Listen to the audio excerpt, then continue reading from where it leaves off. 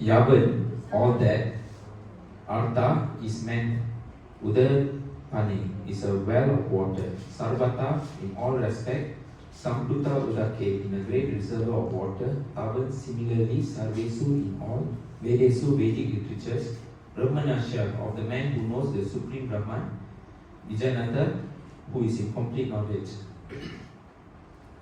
All purposes served by a small well can at once be served by a great reservoir of water.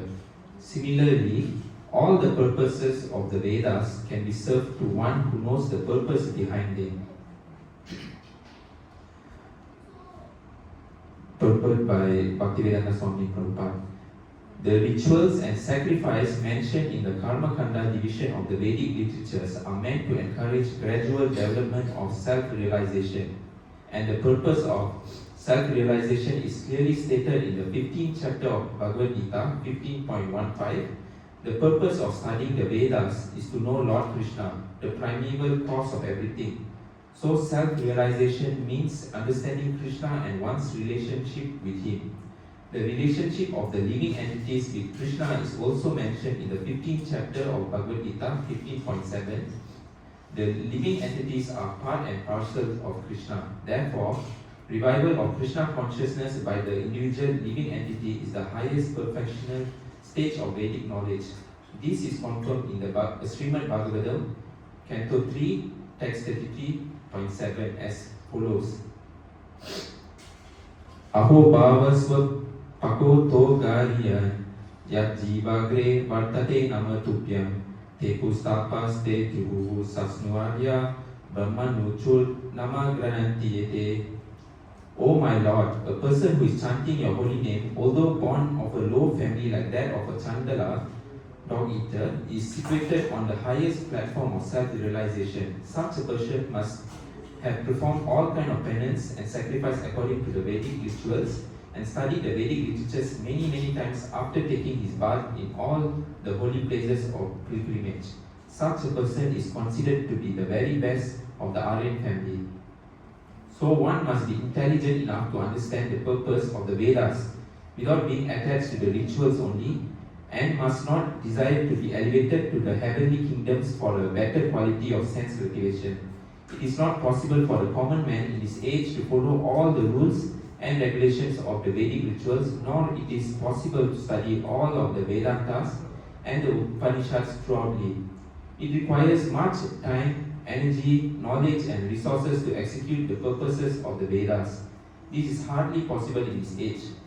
The best purpose of the Vedic culture is served, however, by chanting the holy name of the Lord, as recommended by Lord Chaitanya, the deliverer of all fallen souls. When Lord Chaitanya was asked by a great Vedic scholar, Prakasananda Saraswati, why he, the Lord, was chanting the holy names of the Lord like a sentimentalist instead of studying Vedanta philosophy, the Lord replied that his spiritual master has found him to be a great fool and thus asked him to chant the holy name of Lord Krishna. He did so and became ecstatic like a madman. In this age of Kali, most of the population is foolish and not adequately educated to understand Vedanta philosophy.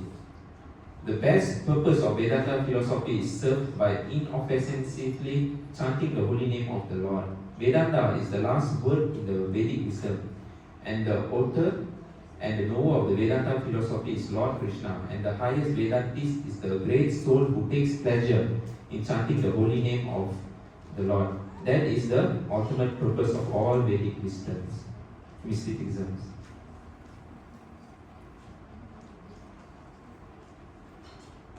So the summary of the chapter 2.46 describes the content of the Bhagavad Gita summarized. So this very chapter is quite an important verse where it speaks about how the core message of the Vedas can be understood by a simple purpose by understanding Krishna. So how does Krishna give the analogy? By telling us that the Vedas is likened to wells. So back in the village, those days in village, rural areas, there used to be many wells that serves different purposes. So there's one well, villagers use it for drinking, and another well served the purpose of bathing and cooking food and all that. So these wells couldn't mix because they don't want cross-contamination in each wells. So what Krishna is trying to say is, if there's a great reservoir of water, such as river or big lake, it serves all the functions of all the wells, the small wells, which the Vedas. So if you look at large reservoir of water like the rivers, it's ever flowing, ever fresh, and never ending. The source is usually never ending, it keeps flowing. So if we get that kind of reservoir, why would we go after small wells to gain pleasure from it or to ask for anything? So that is what Krishna is trying to convey in this verse. And he said that all the purpose can be satisfied by going towards the larger reservoir of water, which is Krishna. So Krishna also further emphasized on this truth in verse 10.8. Aham sarvasya prabhavo mata sarvam prabhavate.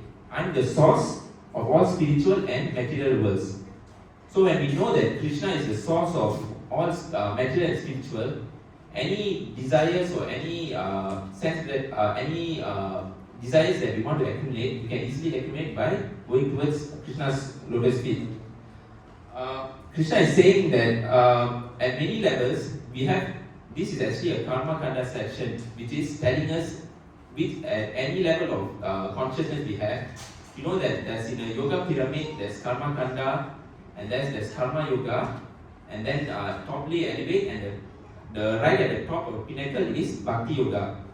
So at this early stage, Krishna is saying that anyone can approach him at any stage, because even if we approach Krishna in our material level, he can give anything and everything that we desire, because ultimately he's the one sanctioned every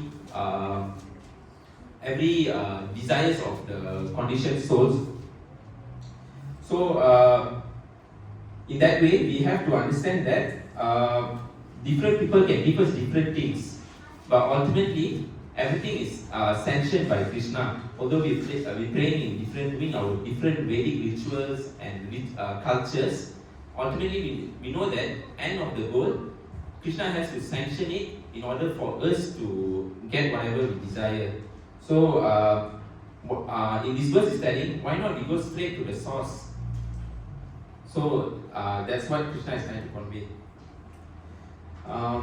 So another analogy we can give regarding this is when we water a tree or plant, it's better to direct the water straight to the root instead of pouring on the branches. So these Vedas, sometimes other worships as ancestral worship or demigods, we water at the leaf or the branches, which can be not so effective, maybe absorb water, but it's not as effective as pouring straight to the roots or the source of the tree itself.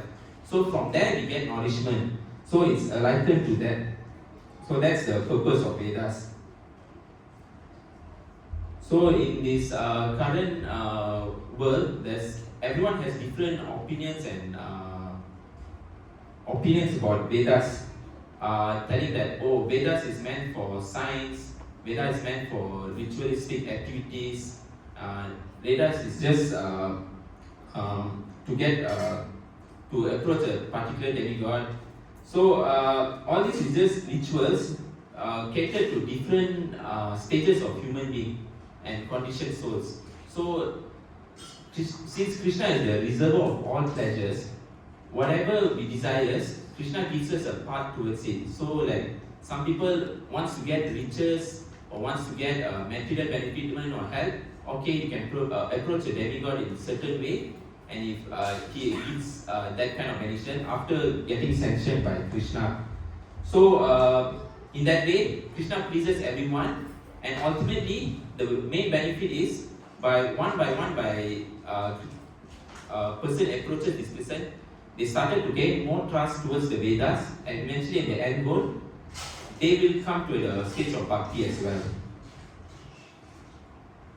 So 2 weeks ago, my family and us went to a temple in Rameshwaram, where there has been 22 wells. These 22 wells, anyone been there?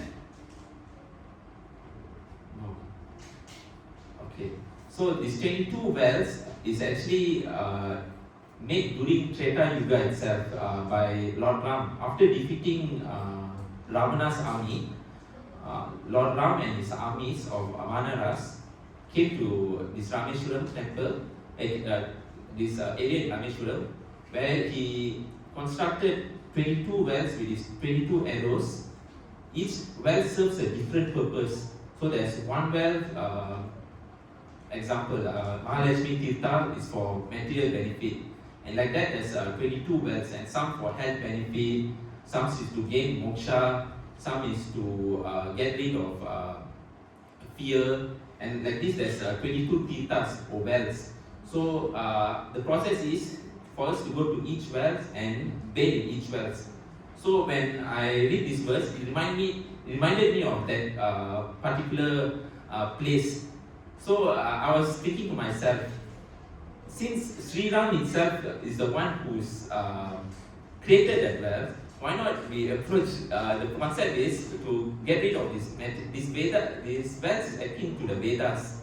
So different wells is gaining different material benefit. So in that way, we can just approach Sri Ram itself, who is the originator of all these wells, and we get the same benefit. Of course, as devotee, we have to elevate ourselves to the higher platform of asking devotional benefit. But at early stage, there's nothing wrong asking our Lord itself for material benefit in order to elevate itself. Sometimes people say that, oh, Prabhu, it's wrong to ask Krishna, I want this, I want that. But if you look at the deeper understanding, who do we go after then if not Krishna? Even material or spiritual benefit. At our preliminary stage, even anything we want, in material sense or what, we should just approach Krishna. Sometimes we feel like, oh no, I don't want to ask Krishna for benefit thing, what will people think, what Krishna will think of me. But in that sense, we also have to realize we are restricting our relationship with Krishna. So Krishna is supposed to be our supreme father. So if you don't go to the father, who else you go to? So sometimes people say, it's okay, I'll pray demigod, I'll pray other devatas. But sometimes they are like our uncle and aunties. We can nice to go to them, but in the end, Krishna is the one gives the benediction and sanctified so that this particular soul gets that. So in that way, it's better to approach Krishna's way, like the last resort of water. So we approach Krishna, or in this case, in the 22 wells, I was thinking to myself, why not we just play Sri Ram straight, who is the originator of all these tirthas. So in that way, we can realize this. And then another thing about this particular verse, we can go to the story of in Narasimha's pastimes, Narasimha's pastime, where we can see Prahlad Maharaj. There's a conversation between Prahlad Maharaj and Hiranyakashipu. As you all know, Hiranyakashipu tried his level best to torture, punish Prahlad Maharaj, but still in the end, he survived everything without a single scratch.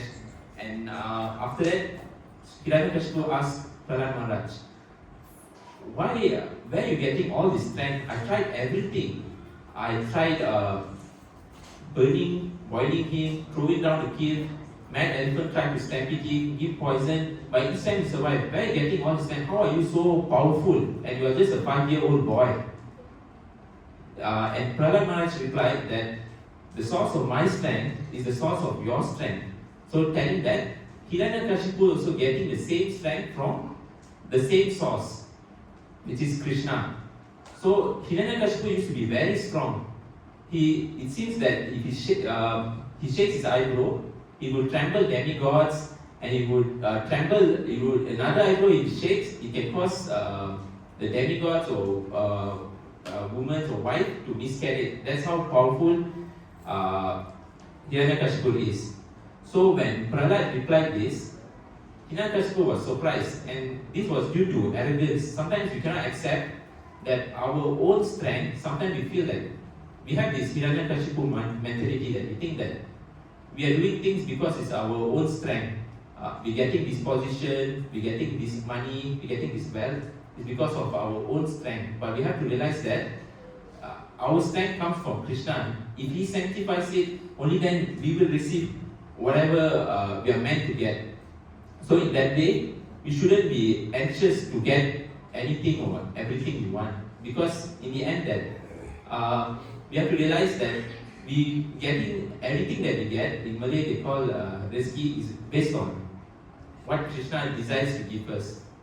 So in that way we can understand the truth that how Prahlad Maharaj approached this and how Hiranyakashipu views it. He views his strength as his very own, while Prahlad Maharaj realized his strength comes from Krishna. So only difference is to execute certain pastime, he given Hiranyakashipu certain strength and Prahlad Maharaj certain strength. So that's what we can realize with this. Another realization that we can learn from this verse is, as you all know that in Mahabharata how powerful Arjuna is. No one could stop him. He used to kill armies and armies by his own self. So that's how powerful Arjuna is. So Arjuna, imagine that chivalrous and powerful warrior, he was telling that the source of his strength is from Krishna, which is true. And you see at the end of Mahabharata, you can see how this story plays out. Arjuna, with all his strength, when Krishna left the earth, he couldn't even fight a few groups of robbers. And mind you, telling that Arjuna fought armies, demigod even went on tour with Lord Shiva himself to get the Gandiva bow. So that powerful Arjuna, he couldn't even fight few robbers and thieves after Krishna left earth. So in this, Arjuna confirmed that his strength belongs to Krishna. So whenever he wants to give us something, he'll give, and he can take it away anytime he wants. So we should always be humble in that sense. Sometimes we get puffed up in our position or power, and tell, oh, okay, I want to come up in life. It's okay to have desires. Material desires is good in a certain sense that they're using it to the service of Krishna. So sometimes we get puffed up thinking of I want to work hard in my job. It's not wrong. Krishna asked Arjuna to become the best warrior he is. So it's at whatever job we do, whether as students or our work life or being a grihastha or family member, we have to be at best of it. At the same time, put Krishna at our center. So when we put Krishna in center, we realize that at what level we are, so we are not being very arrogant with our strength and prideful. So that's how we differentiate how being a devotee and being a demon like Hiranyakashipu is. So another analogy we can see from this is Prabhupada used to say an excellent analogy. Sometimes people cannot fathom how great and how great God is as Krishna is. Because we have this analogy of thinking, Prabhupada used to say this as Dr. Frog analogy or Professor Frog. This frog used to live in a small well, thinking the whole world is the well. He thinks the water that's all the water is, and he couldn't fathom how big Krishna is. Similarly, you can see the demon mentality like Hiranyakashipu. Because of how secluded and close-minded he is, he thinks the source of strength, everything just in his capacity only. He couldn't fathom that there's strength greater than him or infinitely very great compared to any other people. So as I'm back to this frog analogy, so this frog keeps thinking that the whole world is in the well only. He couldn't fathom that how the outside world is. So once another frog came there and he asked this frog, Dr. Frog, have you seen the ocean? It's a very big, vast reservoir of water. Then this Dr. Frog couldn't fathom, how can there be a very big source of water? Is it as big as 5 of his wealth? And he said, no, it's bigger. Then he said, how big is 5 source of wealth? It's because of his miniature mind, he couldn't comprehend there's an entity is bigger than us. So similarly to us, some entities couldn't fathom with the limited science knowledge they have that there's a bigger source of power around us. So this is what Prabhupada said as the frog mentality. And another pastime, you can see the source of, like Krishna is the source of strength. If you satisfy Krishna, you satisfy everyone, the whole universe. So that is another idea we can see in this verse. There was once another pastime in Mahabharata. Anyone know Durvasa Muni? Yes, he's a very angry character, very strict character as well. There was once, as you know, Kauravas and Pandavas had this rivalry since last time. It's not just during the Great War of Kurukshetra. So during one time, Duryodhana grew envious of these Pandavas. So once he hatched a plan. He saw Durvasa Muni coming with his thousands of disciples. So he suggested Durvasa Muni to have lunch at Arjuna's, the Pandavas' house, village. So you all know Pandavas were just staying in a village where they used to have a Akshatrita pot, where there's the pot is, the function is in such a way that there's always to be food in that pot, that tray or pot, I'm not sure, but there's always to be food in a pot which can satisfy infinitely. But the trick to that pot is, it is given by Krishna, that once everyone eats finish, the pot cannot generate any food. So if all 5 Pandavas finish the pot of food, there would be prasadam inside the pot. So it was made such a way. So knowing this, Duryodhana hatched a plan that to come to the house of Pandavas during evening, after everyone had their prasadam meal during lunchtime. So it was quite a smart plan and very mischievous plan as well.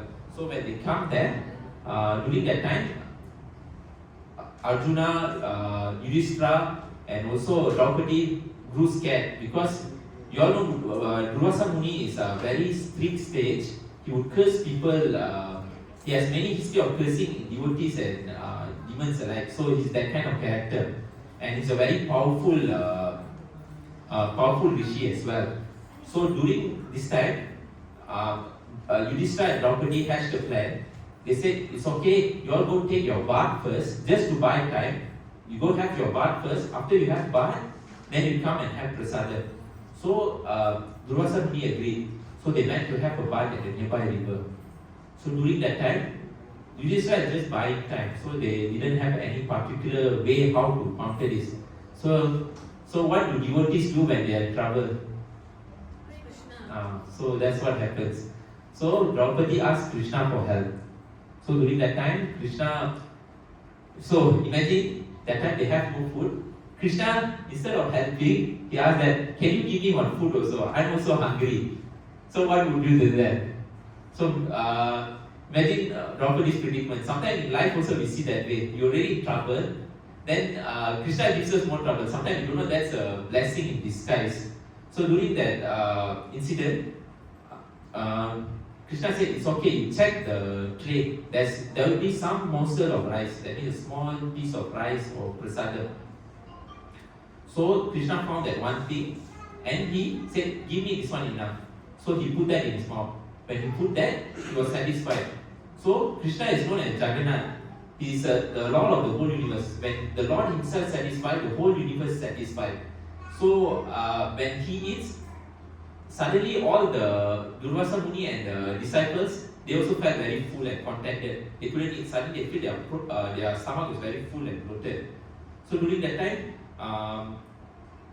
they decided not to go to Draupadi's house because they are embarrassed. Go there and then they couldn't eat prasadam, which is also an offense. So they decided to just run away. So in this incident, you can see how Krishna, when Krishna is satisfied, everyone is satisfied. So this is one of the pastime for this. Currently in this age, it's really difficult to understand Vedanta philosophy in Kali Yuga. We cannot memorize that many verses. I'm speaking of myself as well. I couldn't memorize many verses, and because our mind mandas manda, we cannot actually, our mind is dull-headed, so we couldn't remember, we couldn't recite, and we couldn't even understand. And there's no proper way to understand all these Vedas and these rituals.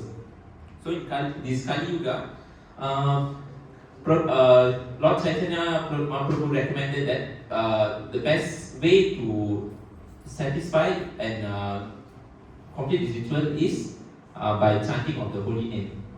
So this is why Prabhupada told a pastime regarding Lord Chaitanya and Prakasananda Saraswati, where during one time in South Yatra, Lord Chaitanya went to Kasi, went to Kasi to meet this group of Mayavadis. So during that time, Lord Chaitanya asked, they were speaking about Vedanta's philosophies, and then Chaitanya was just keeping quiet, Lord Chaitanya. Then Prakasananda Saraswati asked Lord Chaitanya, actually, why are you just keeping quiet? Why are you not involved in studying the Vedas? You're just chanting the holy name like a madman and sentimentalist. You shouldn't be sentimentalist. You shouldn't be sentimentalist, Prabhu. Why are you chanting? You should read Vedanta philosophy and recite the scriptures. So, to this, Lord Chaitanya replied, imagine the Lord himself, knower of all Vedas, he was saying that, no, his spiritual master said he's a fool, number one. He's not supposed to read all about this name of read about Vedantas. He's just asked me to chant because that is sufficient in this age. So in that way, Lord Chaitanya is trying to rebut, and then in the end, all the Mayavadas and Prakasananda Saraswati became a devotee because they realized actually Lord Chaitanya realized a lot about Vedas. After telling that, he counteracted their arguments back and forth. So in the end, they became a devotee as well. They realized that chanting the holy name is the Yuga Dharma of Kali Yuga. So you all know the famous verse, Harinama Kevalam Kavasti Evanasti Evanasti Anante. Okay. So there's no other way than chanting the Lord's name. So sometimes we see it. Even there's another incident. I cannot remember the incident. There's you all know the famous. There's an incident from Adi Shankaracharya. You all know Adi Shankaracharya? Okay, Shankaracharya. Once he was scrolling down, this was during his last days of his life, he saw someone reciting Vedic scriptures and trying to memorize it. So imagine Shankaracharya was acting as an impersonalist, came to that person and said that, why are you chanting this? Imagine he was a strong advocate of imperialism. He realized that whatever that person is doing, that is futile because he's trying to memorize Vedas and all the rituals. Then he told to him straight that, why are you doing this and wasting your time? He said, just chant Govinda's name. That's when he came with the famous poem. Anyone know what's the poem? Yes. Bhaja Govindam, Bhaja Govindam, Bhaja Govindam. Budamate. So he's telling that what you're doing here, you just chant the name of Govinda, you number one fool. So he's telling that it's all these words, it's just flowery words. The end goal is to get Krishna's lotus feet. So how we do that? By chanting Krishna's holy name. Whatever I listened to a lecture by my Guru Maharaj. Whatever you're doing and whatever like we're reading books we are doing our all the 9 devotional service, it's just to strengthen our chanting and increase the quality of chanting. That's the main purpose of it. So if anything that do that doesn't lead to our quality chanting and quality chanting, that means we are doing something wrong. So speaking of reminding myself as well, so whatever we do is only to increase our chanting. So this is why Prabhupada introduced all these scriptures and books for us to understand Krishna more, so that our chanting become more quality. So that's what's the final message for this. So we can summarize all this. Main thing is what we're trying to emphasize is that to summarize everything, that to gain anything, either material or spiritual, at whatever stage of our life, just approach Krishna, the direct source and the reservoir for all, for everything. So in that way, we satisfy all our senses. And how do we do it? By chanting Hare Krishna, Krishna Krishna, Hare Hare, Hare Rama, Rama Rama, Hare Hare. That's all. Thank you. Any comments, suggestions? Yes. Arya Parva. Oh, Aryan. Prabhupada describes Aryan as the learned person. It doesn't mean caste or sometimes they say Dravidian, Aryan. It's all not true. What Prabhupada said, Aryan means learned person. So anyone can be Aryan if you follow the Vedic principles. Yes.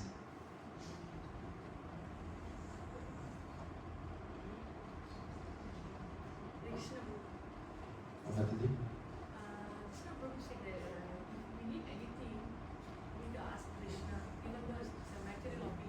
Yes. So Krishna is a Paramatma living inside our heart. So he knows whatever we need and whatever we desire. So do we still need to ask Krishna whatever we need or just give it to Krishna? This question was asked by someone asked my Guru Maharaj also this question. He told that based on what his answer, he replied that currently at our stage of realization, we're trying to develop a relationship with Krishna. So how do we develop that relationship? By talking to him. Of course, Krishna knows what we want and our soul and our Paramatma and all. But in the end, the main reason is we're trying to develop a relationship. So in a way, we're speaking to Krishna and talking to him, we get a mutual relationship back and forth with Krishna. So that's what Krishna enjoys. So in the end, that's what matters. Krishna wants to hear you talk to him. He longs for our reciprocation. Yes. Thanks. Okay. That's all. Hare Krishna.